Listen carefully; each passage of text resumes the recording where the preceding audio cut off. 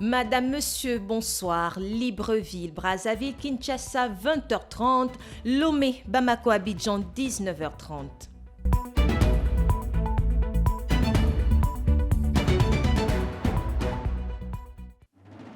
À la une de l'actualité ce soir, l'ancien gendarme rwandais Philippe ATG Kimana, le cinquième accusé renvoyé aux assises en France pour des crimes commis au cours du génocide au Rwanda, a été reconnu coupable mercredi 28 juin de génocide et crimes contre l'humanité et condamné à la réclusion criminelle à perpétuité par la Cour d'assises de Paris. Au Gabon, la date des élections est connue. Toutefois, un flou semble régner autour de la stratégie de l'opposition qui, à ce stade, peine à matérialiser son vœu de voir émerger un candidat consensuel. L'actualité hors du continent, après l'implosion du sous-marin Titan la semaine passée, les médias canadiens ont montré des morceaux de ce qui semblait être le nez et des parties de la coque du submersible en train d'être hissé sur un navire canadien des gardes-côtes. Nous en parlerons.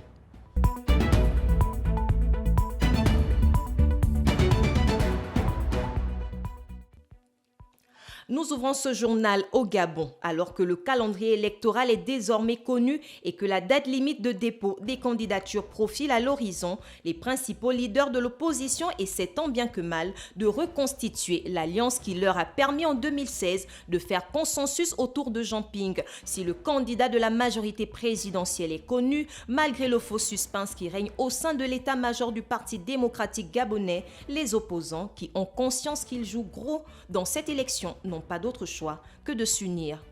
Karl Makemba. Alors que la date des élections fixée au 26 août arrive à grands pas, l'opposition gabonaise peine encore à se trouver un leader. Si les volontés des principaux ténors de cette opposition, réunis autour de la plateforme Alternance 2023, convergent autour de la nécessité de trouver un candidat consensuel dans cette élection à un tour, cela ne relève pas pour autant d'une simple évidence, tant certaines figures clés sont politiquement affaiblies.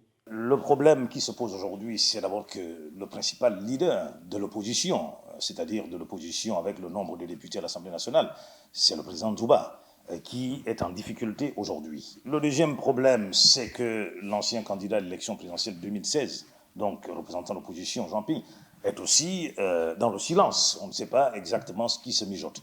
Et nous voyons donc émerger d'autres leaders. Paulette Missambo, nous avons également Chambrier, qui essayent, n'est-ce pas, à leur niveau de mobiliser. Alors, il est aussi possible que les choses évoluent, que les lignes bougent. Jean Ping, en effet, qui a su incarner le visage de l'opposition en 2016, ne jouit plus de la même popularité puisque ses anciens camarades de la Coalition pour la Nouvelle République, plateforme qu'il a créée, l'ont méthodiquement éteint politiquement, même si sa consigne de ne pas aller aux législatives en 2018 a également contribué à le discréditer aux yeux de tous ses leaders. Par ailleurs, la lutte d'ego propre à la classe politique de l'opposition gabonaise est aussi une épine qui peut leur coûter cher dans cette élection. Le problème des égos de l'opposition, des membres de l'opposition, est aussi à tenir en compte. Malheureusement, si l'opposition n'arrive pas, n'est-ce pas, à se surpasser comme ça a été le cas, notamment en 2016, on risque de se retrouver avec une pluralité, n'est-ce pas, de candidatures, et ce qui aura pour effet, n'est-ce pas, de fragiliser non seulement cette opposition elle-même, mais surtout, n'est-ce pas, les électeurs qui sont appelés à voter pour ces différents candidats. C'est donc une étape cruciale que l'opposition gabonaise s'apprête à franchir avant la fermeture des dépôts de candidatures, d'autant plus que le consortium des organisations de la société civile pour la transparence électorale et la démocratie au Gabon, principale plateforme de la société civile qui revendique plus de 100 organisations dans ses rangs, attend beaucoup de cette alliance. Leur congrès est prévu se tenir le 8 juillet à Libreville, entend acter leur soutien au candidat qui sera choisi. Les contacts que cette plateforme a établis avec les différents états-majors visent aussi à faire pression sur les opposants afin qu'ils trouvent la formule permettant de dégager un candidat consensuel. Pour l'heure, les opposants gabonais qui ont massivement voté en faveur de Jean Ping en 2016 et qui sont en quête d'un leader auront sans doute de fortes exigences à l'égard de cette opposition.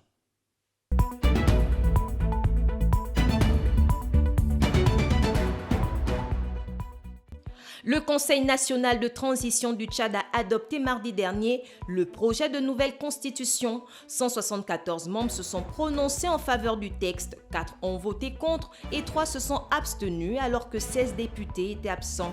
La procédure suit son cours puisqu'il doit encore être soumis à un référendum le 19 novembre prochain. Reportage à N'Djamena, Brahim Payonfou, correspondant Mediafrique News. Le Conseil national de transition vient de voter la prise en considération du projet de constitution.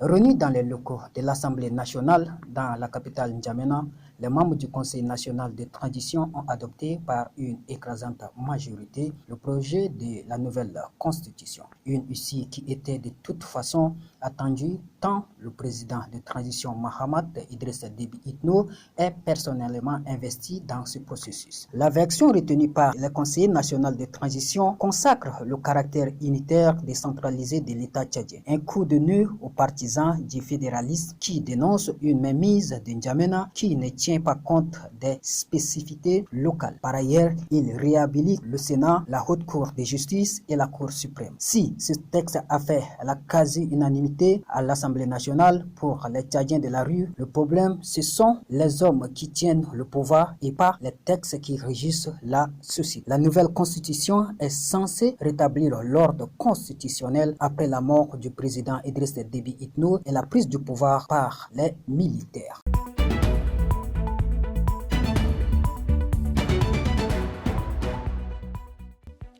Je vous le disais en titre, le mercredi 28 juin 2023, la justice française a rendu son verdict à Paris.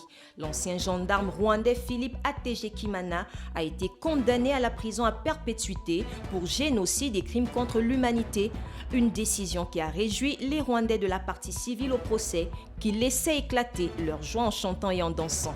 Suivons ce reportage.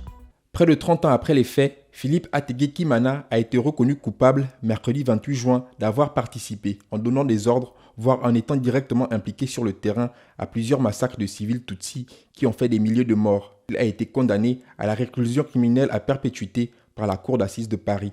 Au cours du déroulement de son procès, plusieurs témoignages et accusations l'accablaient. En effet, l'accusation et la défense se sont affrontés sur la crédibilité des récits et des personnes venues témoigner. La Cour a suivi à la lettre les réquisitions du parquet et reconnu M. Magné de quasiment tous les chefs d'accusation qui pesaient à son encontre. L'ancien gendarme rwandais, 66 ans et naturalisé français, sous le nom de Philippe Magné, était accusé d'avoir encouragé le meurtre de dizaines de Tutsis dans le sud du Rwanda. Il avait aussi ordonné et supervisé l'érection de plusieurs barrières, des barrages routiers destinés à contrôler et à assassiner les civils Tutsis. L'accusation reprochait également à M. Magné d'avoir participé à 3 massacres, celui de la colline de Nyamubare, où 300 personnes ont été tuées le 23 avril 1994, celui de la colline de Nyamure, où s'étaient réfugiés des milliers de Tutsis, et celui de l'Institut des sciences agronomiques du Rwanda, où des dizaines de milliers de victimes ont été recensées. Pour ce dernier crime, la Cour n'a reconnu que la complicité de M. Magné, mais pas sa culpabilité en tant qu'auteur de ce massacre. Bien que reconnaissant la réalité du génocide, l'ancien adjudant-chef de la gendarmerie de Nyanza, au sud du Rwanda, rejette toute implication dans sa mise en œuvre. À l'annonce du verdict, il est resté imperturbable.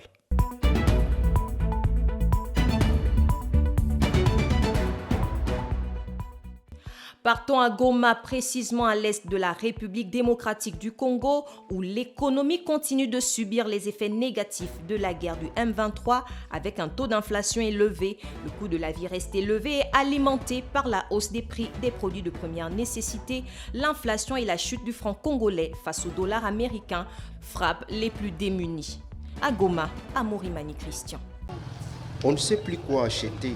Des gens qui mangeaient 2 fois par jour ne se nourrissent plus qu'une fois.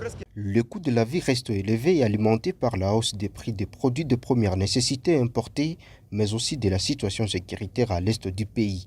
À titre d'illustration, certains produits de première nécessité et produits vivriers locaux sont devenus de plus en plus rares sur le marché des Goma depuis l'intensification des combats dans les territoires de Rutshuru et de Nyiragongo entre les forces armées de la République démocratique du Congo et les rebelles du M23. La conséquence de cette situation est la flambée des prix sur le marché. Le nécessaire, c'est de revoir les taux d'échange. On n'a pas la même vie. Vous avez constaté avec moi la chute du franc congolais face au dollar et cette inflation est alimentée par la chute du franc congolais. On ne gagne plus rien, on n'enregistre que des pertes et nous sommes obligés de doubler aussi les prix de nos produits pour voir comment on va survivre. À cela s'ajoute le prix du transport ou le coût du billet de transport par voiture a connu une hausse auprès des agences de transport empruntant la route Butembo-Goma et vice-versa.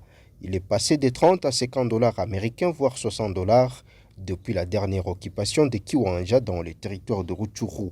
Pour préserver le pouvoir d'achat des populations, le gouvernement a pris des mesures, entre autres, la suppression de la TVA à l'importation de billets de première nécessité afin de favoriser la consommation de ménages.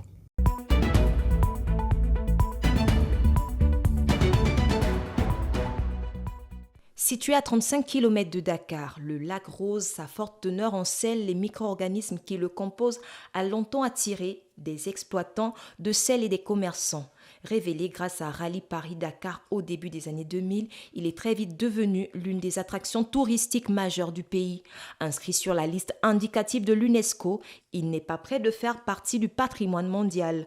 En effet, une brèche faite sur le lac afin de permettre l'écoulement des eaux des violentes pluies à Dakar l'été dernier a inondé le lac, faisant ainsi passer le rose qui autrefois faisait le charme de cette étendue d'eau à une couleur verdâtre beaucoup moins attrayante et avec des conséquences énormes sur l'économie locale et l'écosystème du lac. En effet, près de 3000 familles dépendent de l'exploitation de sel du lac Repta. Malheureusement, les extracteurs de sel ne plongent plus de peur de se noyer car les eaux ont pris du volume, passant ainsi de 3 mètres à 6 mètres de profondeur par endroit. Ils se retrouvent ainsi sans le sou. Aussi, les micro-organismes qui, pour résister à la concentration de sel, produisent le pigment nécessaire à la coloration du lac ne le font plus assez car le taux de salinité dans le lac a baissé du fait de l'augmentation du volume d'eau. Une situation dramatique qui, selon Cheikh Bo, directeur du centre de suivi écologique, doit être réglée au plus vite. Pour ce faire, il propose notamment de capter avec des bassins de rétention et réutiliser en amont du lac Rose les eaux de ruissellement provenant du plateau de Thiès afin de développer les activités agricoles, réduisant de facto la quantité d'eau qui se déverse dans le lac. Autre solution, reverdir le bassin du lac en restaurant tout autour du bassin des plantations massives d'arbres sur les routes et sur les dunes de sable. Malheureusement, ces différentes stratégies peinent à voir le jour.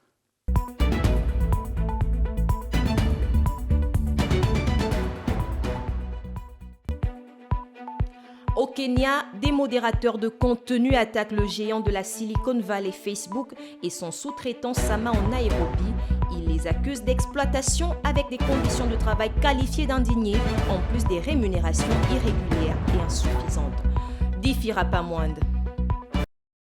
8 heures par jour, c'est le nombre d'heures que passait Nathan Kuzimana, modérateur de contenu, à regarder des horreurs sur la plateforme de Facebook afin que plusieurs autres milliers de personnes n'aient pas à le faire. Il fait partie des quelques 200 employés qui poursuivaient Facebook et le sous-traitant local Sama au sujet des conditions de travail au Kenya, qui pourraient avoir des répercussions sur les modérateurs de médias sociaux dans le monde entier. Voir un enfant être abusé sexuellement m'a vraiment touchée. Voir une mère être abattue comme une chèvre, ça je ne pourrai jamais l'effacer de ma mémoire.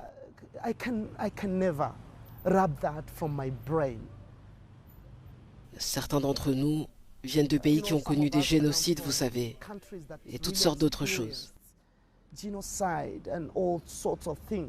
Nathan était employé au centre de modération de contenu externalisé du géant des médias sociaux à Nairobi, où les travailleurs filtrent des publications, des vidéos, des messages et d'autres contenus provenant d'utilisateurs de toute l'Afrique, en supprimant tout matériel illégal ou nuisible qui enfreint les normes de la communauté et les conditions d'utilisation. Facebook a mis en place des politiques standards qui donnent une direction aux modérateurs pour qu'ils sachent si oui ou non tel ou tel contenu peut rester sur la plateforme. Alors si vous vous sentez à l'aise en naviguant sur Facebook, c'est parce qu'il y a quelqu'un comme moi qui a été là avant vous, sur cet écran. Qui a regardé? Est-ce que cette publication a sa place ici? Sinon, alors je dois l'enlever, car personne ne doit la voir. C'est la première fois qu'une action de justice est entamée à l'encontre de Facebook par des modérateurs de contenu à l'extérieur du continent américain. Pour les 200 employés qui poursuivent le géant des réseaux sociaux, rien n'a été fait pour s'assurer que des conseils professionnels post-traumatiques étaient proposés aux modérateurs dans son bureau de Nairobi. Les lois relatives aux droits du travail au Kenya sont encore très anciennes. Actuellement, il n'y a pas de moyen de garantir que les personnes qui travaillent dans la sphère numérique sont protégées ou se protègent contre ce type de traumatisme. Aujourd'hui, Nkuzimana et ses collègues cherchent à obtenir des fonds d'indemnisation de 1,6 milliard de dollars après avoir dénoncé de mauvaises conditions de travail, notamment un soutien insuffisant en matière de santé mentale et une faible rémunération. Le sous-traitant Sama, quant à lui, se défend en affirmant que tous les employés avaient accès à des conseils individuels sans crainte de répercussions. Désormais, le sort des modérateurs est entre les mains du tribunal kenyan, dont la prochaine audience est prévue pour le 10 juillet.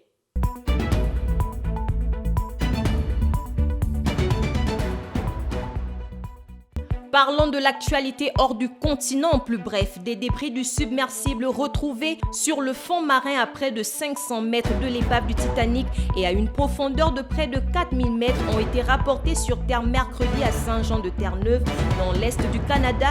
Ces restes recueillis avec soin dans l'épave sur le site de l'accident, ainsi que les débris de l'engin retrouvés vont être analysés, ce qui devrait fournir de cruciaux éléments de compréhension de la cause de cette tragédie, a déclaré le capitaine Jason Newberg, qui dirige l'enquête des gardes-côtes concernant le drame. Le Titan, un petit submersible long d'environ 6,5 mètres, appartenant à Ocean Gate, une entreprise privée, avait plongé le 18 juin pour aller observer l'épave du Titanic et devait refaire surface 7 heures plus tard, mais le contact avait été perdu moins de 2 heures après son départ.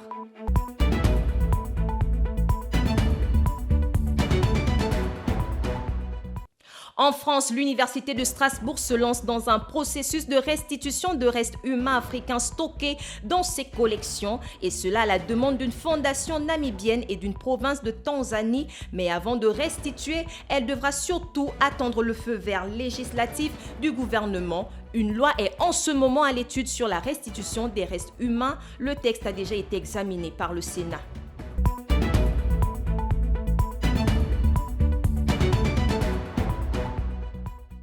Au Royaume-Uni, la justice juge illégale l'expulsion de migrants vers le Rwanda, une rare bonne nouvelle dans le sinistre paysage des droits humains pour l'organisation Human Rights Watch. Ce jeudi 29 juin, la justice britannique a rejeté le projet controversé du gouvernement conservateur visant à expulser les migrants arrivés illégalement sur leur sol vers le Rwanda. La Cour d'appel estime que le pays d'Afrique de l'Est ne peut être considéré comme un pays tiers sûr. Elle souligne également que toute expulsion vers le Rwanda constituerait une violation de l'article 3 de la Convention européenne des droits de l'homme qui dispose que personne ne peut infliger à quiconque des blessures ou des tortures.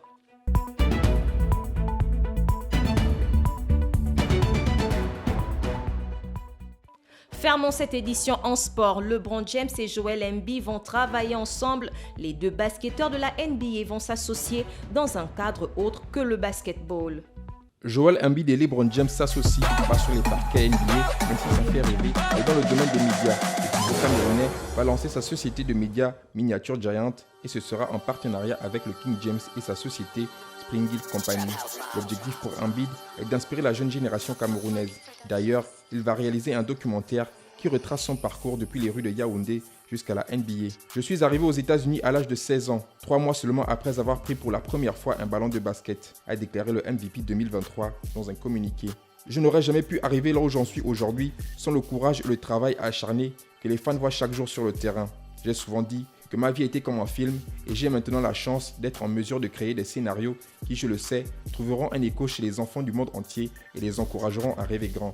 Je n'ai pas trouvé meilleur partenaire que Spring Hill Company et j'ai hâte que nos histoires soient diffusées. Par ailleurs, Joel Embiid et sa société ont d'autres projets. Parmi eux, l'adaptation au cinéma du roman de Sébastien Abbott, The Away Game, The Epic Search for the Soccer Next Superstars.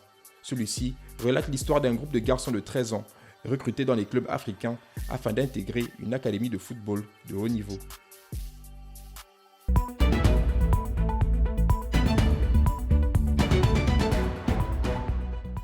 Ainsi se termine ce journal. Je vous remercie pour votre fidélité. Suivez l'information en continu sur notre page Facebook Média Afrique News avec nos différents flashs d'information de 9h, 13h et 18h. Et nous, on se retrouve demain à 20h30. Bonne soirée à tous.